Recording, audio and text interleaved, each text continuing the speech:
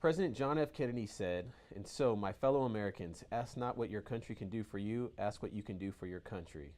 My fellow citizens of the world, ask not what America will do for you, but what together we can do for the freedom of man." Relentless, commonly defined as oppressively constant, determined, showing no abatement of severity, intensity, strength, or pace. I believe relentless is an ethos. You're not stopping until you get what you want. You're not taking no for an answer. No obstacle will deter you from your goals. Relentless mentality is where we get to tap into the mindset of change agents, leaders, and icons. My hope is that their stories will inspire and motivate others to transform their mentality in their profession, their personal life, and ultimately their communities. So remember, when it's tough, will you give up or will you be relentless?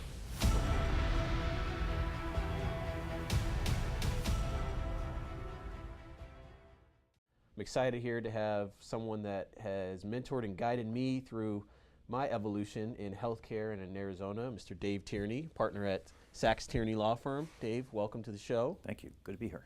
Thanks for being on. So I'll try to summarize your bio. And I think this is maybe our 13th or 14th episode.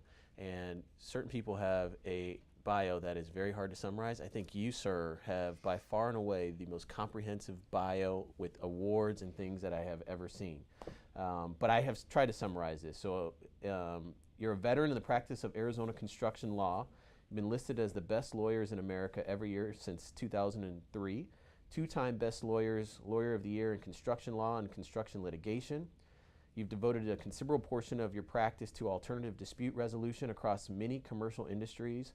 You've been the past chair of the ADR section for the State Bar of Arizona, and you are involved in so many different community leadership activities, including you've been Valley Leadership's Man of the Year in 2016.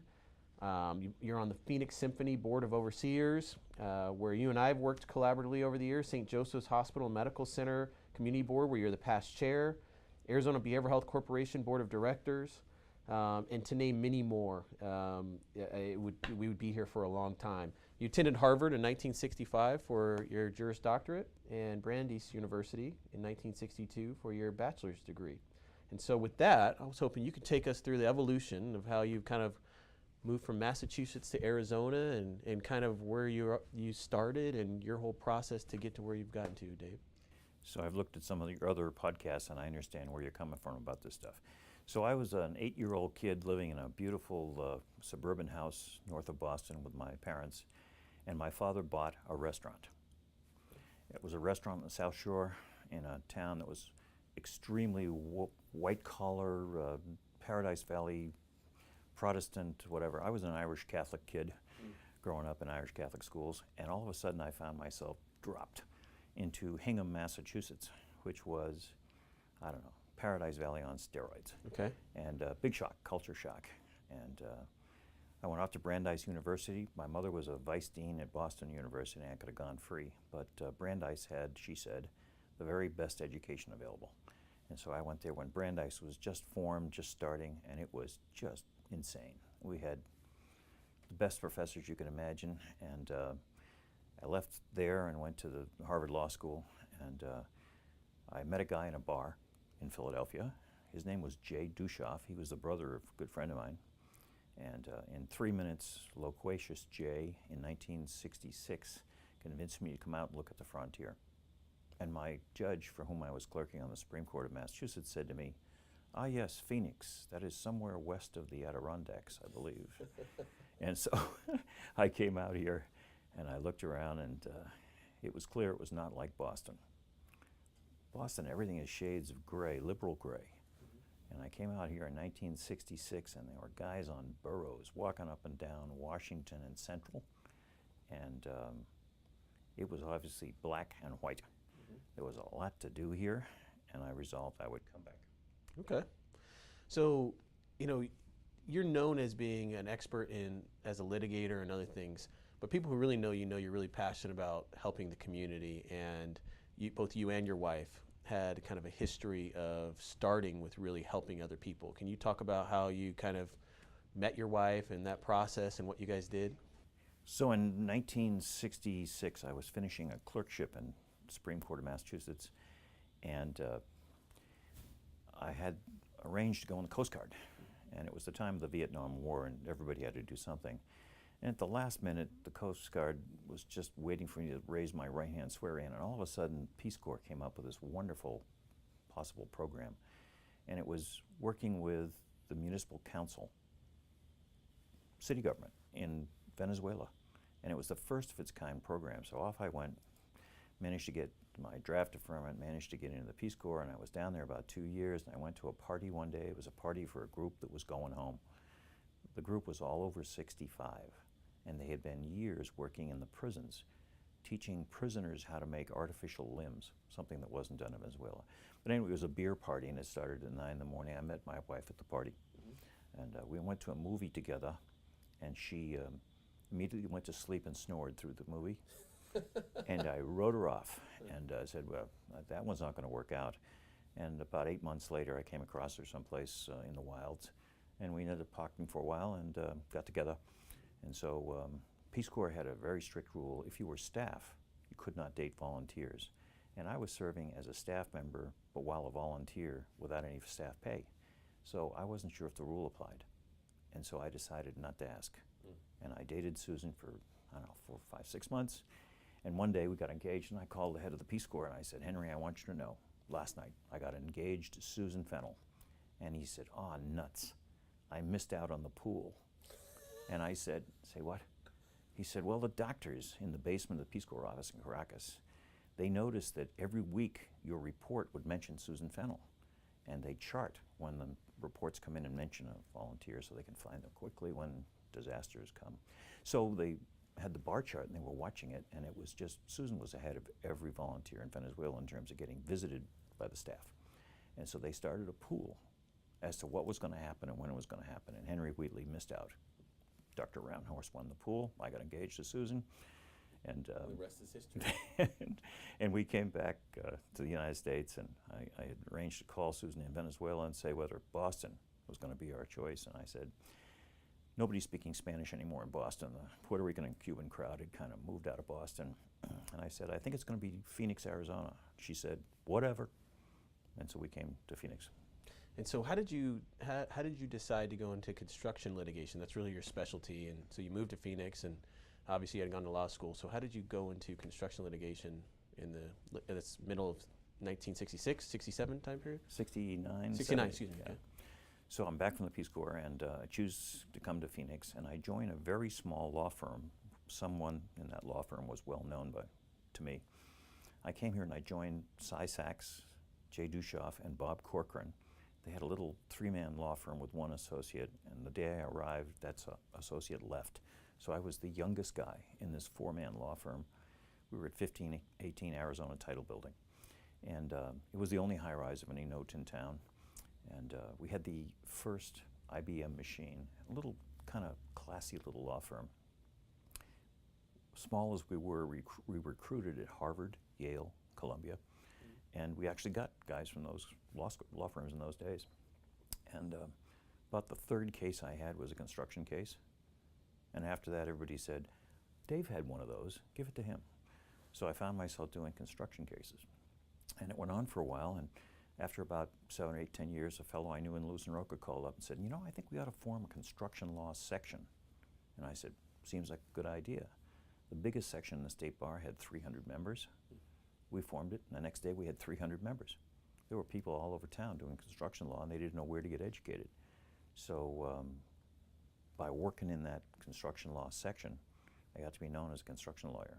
And once you get known as something, everything like that beats a road to your doorway. And so I kept getting all kinds of construction work. And now we have 6 lawyers in my law firm that do construction work. We're one of the strongest sections in construction law in this town. It's great stuff. It's interesting work with expert witnesses. It's you keep tabs on development, on changes in materials, on changes in the law. It's great stuff. So how did you get, you were the youngest guy in the law firm when you started. Obviously you had to put in a lot of time. So where did that kind of, you went to the Peace Corps in Venezuela and met your wife, and seems like you've had a significant work ethic your whole life. Where do you think that stems from? Where does that come from? So when I was growing up, my father had been a star athlete and had gotten accepted to Harvard in the 20s, 18 actually, on a program which took Jews and Irish into Harvard for the first time ever. And it was kind of an avant-garde thing at the time. He graduated in the class of 22, and all my life I've been around Irish history and folklore and songs. And so I grew up in this household where I didn't realize it at the time, but everybody spoke with kind of an Irish lilt, you know, a little accent or whatever. And it wasn't until I came out here I realized that all the people around me in Boston, they'd been speaking with kind of an Irish accent. And it just never occurred to me. And I think that my dad was a hard worker, my mom was the same way, and my grandfather was a great source of inspiration. And when I was 9, 10 years of age, I decided that I needed some spending money. We lived in rural Hingham, Massachusetts, the largest township in Massachusetts. It was 10 miles down the road to the schools, and there were no playmates around. So I went out and created a beaver trap line, sold the pelts to get spending money. And I don't know, everybody around me, my father would get up at 6 in the morning and finish at 9 o'clock at night running the restaurant. My mother was there working in the same way. And I grew up in a kind of a village. There were like 100 employees at this restaurant. It was a huge place, sat 350 people. And all day long, I worked with hardworking people, and my father especially. So I think that's where it comes from. Okay. So I asked the question, you've watched other podcasts, nature versus nurture in terms of entrepreneurship. And you became a young partner, which we'll get to in a second, with SacksTierney. So where does it come from? What is it? What do you think? So the first thing is mom, dad, and grandpa, right? But that could have gone off the rails at some point, right? I was in a town where the entire social life of Hingham revolved around Protestant church things.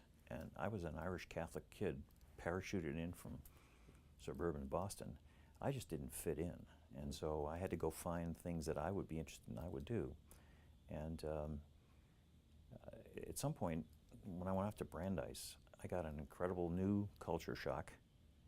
And then I went off to the Peace Corps, where they teach you to address life and making your own progress and making your own goals and so forth. So I feel like I've been ramped up in a series of kind of waterfall events, each one of which contributed to a driving social purpose. Okay. And while I practiced construction law, and I did it full enough time to be a partner and everything, I always worked my buns off doing stuff in the community, and it's always been great fun. Yeah. So you think a mix of both then?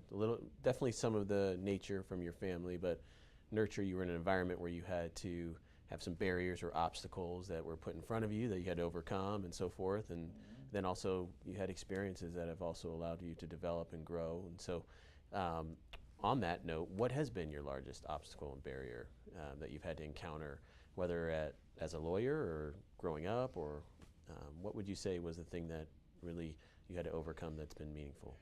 So Hingham, this suburban town south of Massachusetts, was an icy shock. Nobody there was Irish or Catholic. And it really made me appreciate the differences of where I'd come from, where I was. And it made me have to figure out how to get along.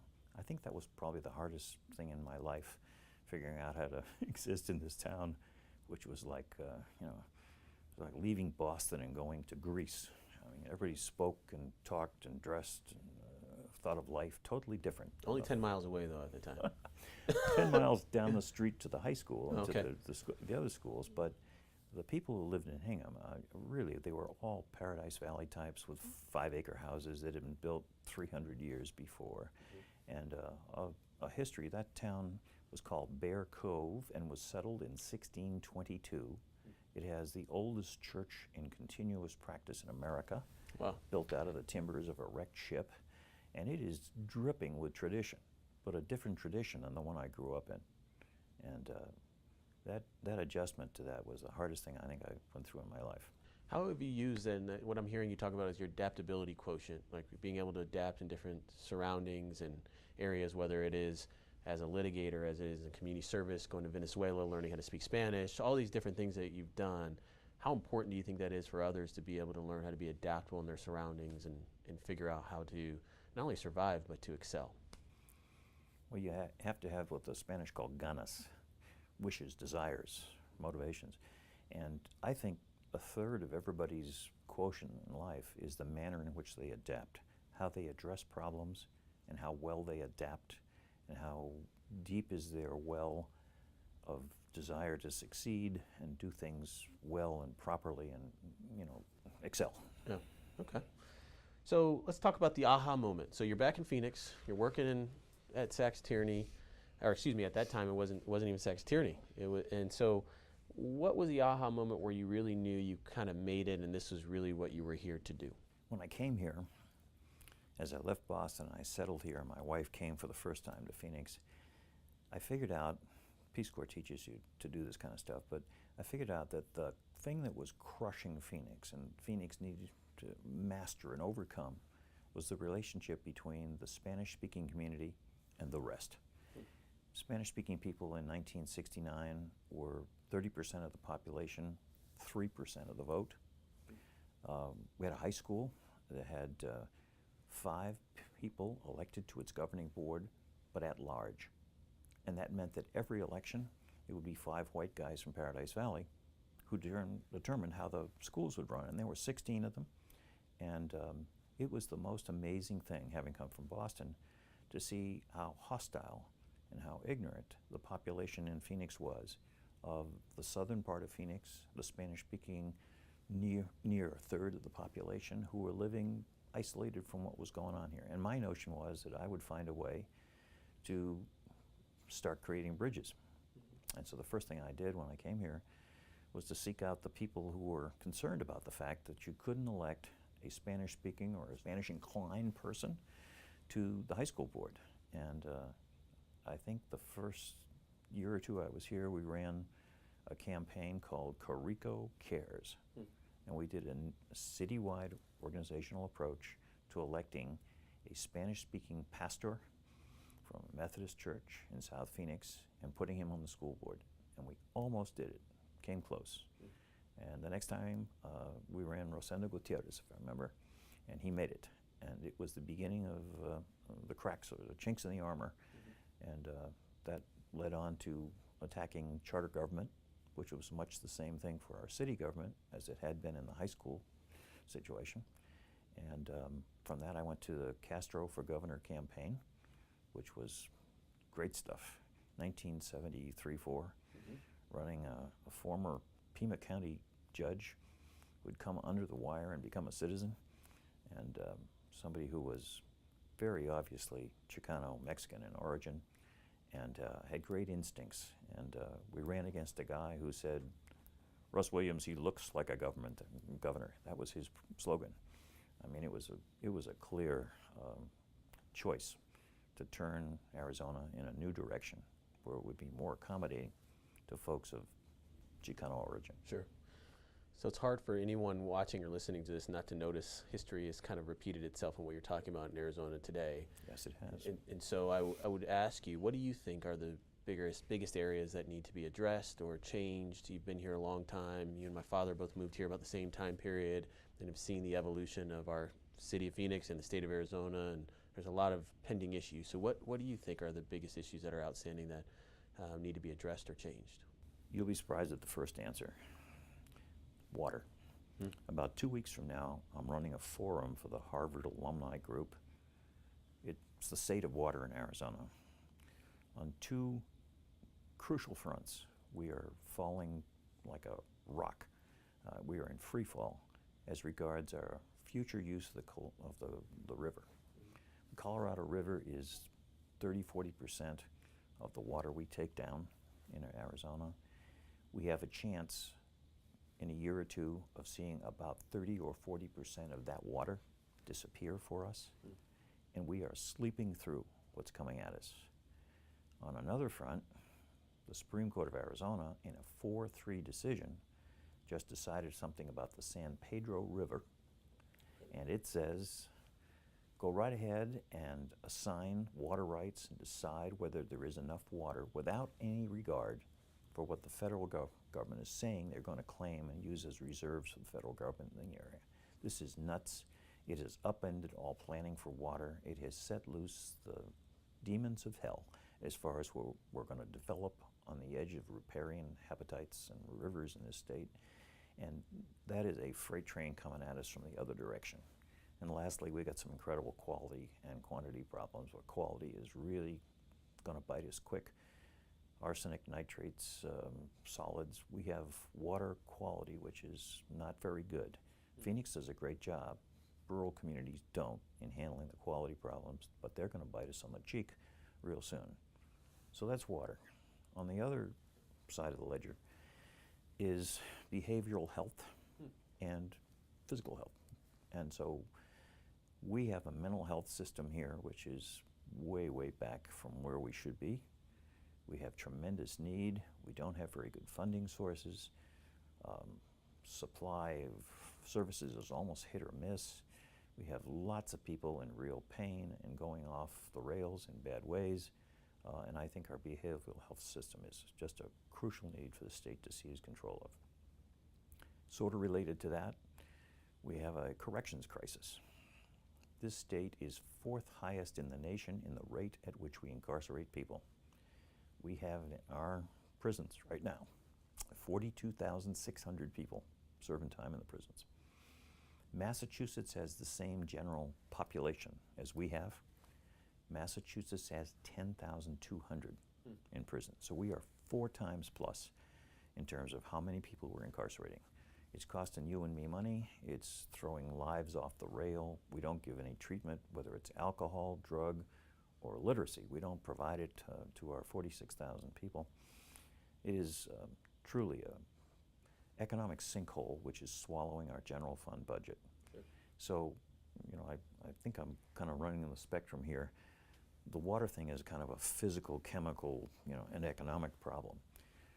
But the mental health and the prison stuff is social services, public health in a sense of our citizenry, and we're doing a dreadful job in Arizona. And while we're doing it, we've been watching the budget for the DOC go up from 4% of the general fund 12 years ago to now 11% of the general fund. And during that time period, the monies we spend on universities went down from about 10% of our general fund to now about 3% of our general fund. This is nuts. We're strangling the universities, and we're building prisons which are, in effect, universities for crime.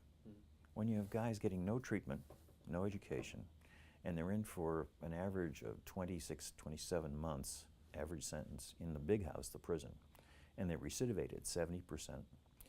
When you have that, you have a place where the inmates teach each other how to do crime and how to do it more successfully. They got nothing else to do. It's the only thing they know.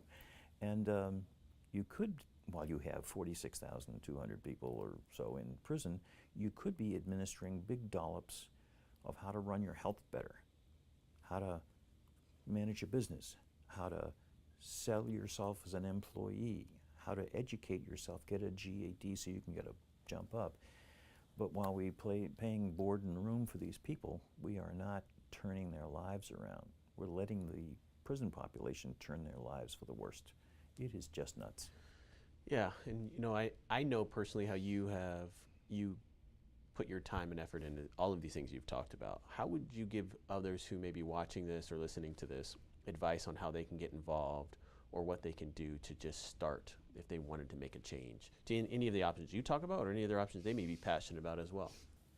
So to me, it seems that when a young person comes to Phoenix or moves back to Phoenix or whatever, starts his life as an adult, for the first 3 years of work after university or after law school, for the first 3 years, you need to be a monk. You got to get your professional stuff together. You put arrows in your quiver about being a good pharmacist or teacher or whatever.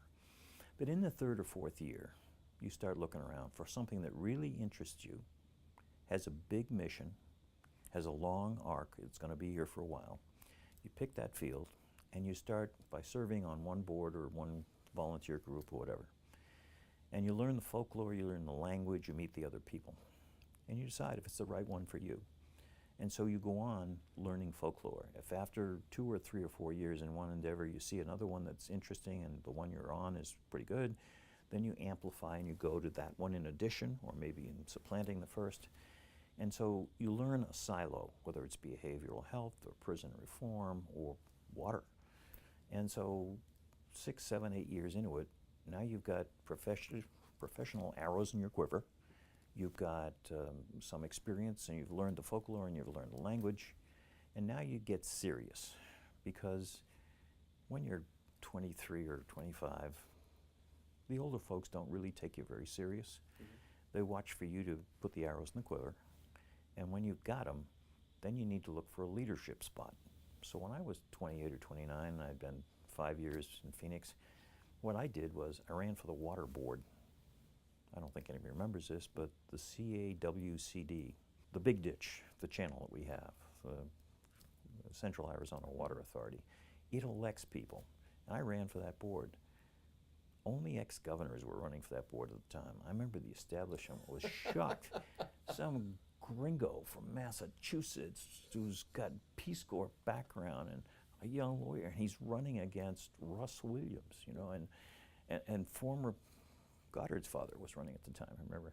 And so they were shocked that somebody would dare to run for this position. It was a position that had enormous power. And so I bought a shelf of books on water. I studied up, and I ran for that sucker because I figured the public wasn't getting people, real people, on there. We were consigning it just to these 80-year-old ex-governors. There were 5 of them that were at the board at the time. And I ran twice, and both times I came with about 500 or 600 votes of winning the position. But I think it shocked the establishment in making more folks think of and run for and study up for being on that board. And I felt like I accomplished a lot just running for the board. So I have so much respect for you, Dave, because you always have voiced your opinion and put yourself out there. Even while I've known you, I've seen you do that in certain aspects of the community. And so what's next for you? You know what, you've done so much, you're involved. I know these 3 things you talked about earlier, I know you've got your hands in somehow, some way, but what's really next? SacksTierney has grown, it's doing great. You guys represent a ton of different clients from all different industries. What's really next in your world with you and Susan and your family? So next year I'll be 50 years in law practice in Arizona, and the firm will be in great shape. We've got 39-something lawyers, and we're in just great shape. In the last 3 or 5 years, I've stopped litigating cases, and I've gone 100% into arbitrating and mediating cases, which is a passion of mine, and we could talk about arbitration and mediation in Phoenix, how important it is and how good it is for the community. But I want to see arbitration and mediation expand. So for me, for the next couple of years, I'm going to start getting even less time at my desk in the law office.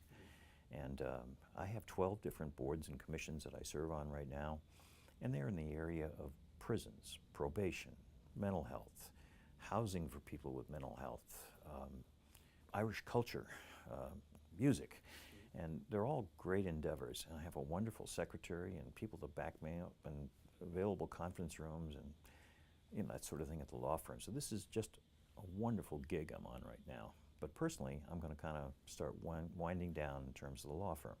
Won't be another year or 2 or 3 before I'll be out of the law firm, I expect. When that happens, I have my father's 1918 war diary.